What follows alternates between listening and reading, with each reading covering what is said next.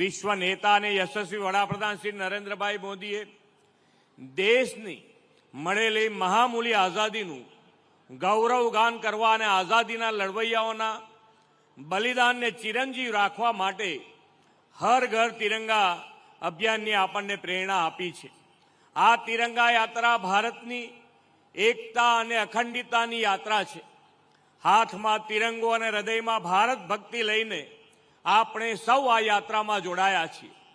તિરંગો હાથમાં હોય ત્યારે ભારત માતા કી જય અને વંદે માતરમના નાદ બોલતા માત્ર હાથ ઊંચો નથી થતો, પરંતુ ગૌરવ સાથે ઉન્નત થાય છે।